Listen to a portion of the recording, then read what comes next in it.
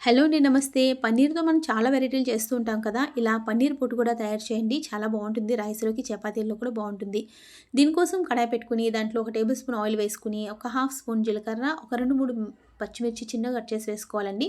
అలాగే ఉల్లిపాయలు కూడా చిన్నగా కట్ చేసుకుంటే బావుంటుంది ఈ కూరలోకి.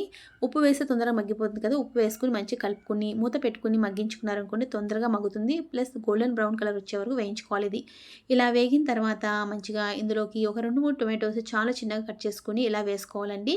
ఇవి కూడా మూత పెట్టి మగ్గించుకుంటే చాలా తొందరగా మగ్గుతుంది కదా! ఇలా మగ్గిన తర్వాత ఎందుకంటే మనకి ఇది మంచిగా బాగా గుజ్జు గుజ్జుగా అయిపోవాలనమాట. మంచిగా ఇలా మగ్గిన తర్వాత ఒక హాఫ్ స్పూన్ అల్లం వెల్లుల్లి పేస్ట్, అలాగే ఒక స్పూన్ కారము, ఒక హాఫ్ స్పూన్ గరం మసాలా వేసుకోవాలి. వేసుకొని పచ్చి వాసన పోయేంత వరకు వేయించుకొని ఆ తర్వాత ఇది పన్నీర్ అండి. నేను 2, 3 గంటలు అంటే ఒక 3, 4 గంటలు ఫ్రిడ్జ్‌లో పెట్టేసుకోవాలి. డీప్ ఫ్రిడ్జ్‌లో పెట్టేసుకోవాలి. పెట్టుకున్న తర్వాత దాని కూలింగ్ అంతా పోయి మొత్తం దాని గడ్డ కరిగి మెత్తగా మామూలుగా అయిపోద్ది కదా! అలా కొంచెంసేపు బయట పెట్టేసుకోవాలి. ఎప్పుడైతే కూలింగ్ జరిగి మామూలుగా అయిపోతుందో అప్పుడు మీరు చేత్తో ఇలా అన్నారనుకోండి చాలా ఈజీగా ఇలా పన్నీర్ పొట్టులా అయిపోతుందనమాట. చూసారు కదా! చాలా ఈజీగా ఇలా తయారు చేసేసుకోవచ్చండి. ఇలా వేసుకున్న తర్వాత ఇలా చేసిన తర్వాత దీన్ని మనం ఆల్రెడీ వేయించి పెట్టుకున్నాం కదా! ఆనియన్, టొమాటో అందులోకి ఇలా వేసేసుకోవాలి. ఇలా వేసుకున్న తర్వాత మంచిగా బాగా మిక్స్ చేసేసుకోవాలండి. ఇలాగా మిక్స్ చేసుకుంటే ఈ కూర చాలా ఈజీగా అయిపోతుందండి. అస్సలు ఎక్కువ టైం తీసుకోదు. మనం మసాలాలు రుబ్బాలి, మసాలాలు గ్రైండ్ చేసుకోవాల్సిన అవసరం కూడా ఏమి ఉండదు. చాలా ఈజీగా ఈ కర్రీ చేసుకోవచ్చు.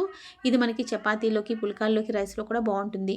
ఉప్పు సరిపోయిందో లేదో చూసుకొని, ఉప్పు వేసుకొని, అలాగే లాస్ట్‌లో కొత్తిమీర వేసుకొని, మంచిగా ఒకసారి మిక్స్ చేసుకొని, సర్వ్ చేసుకుంటే పన్నీర్ పొట్టు రెడీ అండి. మరి ట్రై చేసి ఎలా వచ్చిందో నాకు కామెంట్‌లో చెప్పండి. Thanks for watching.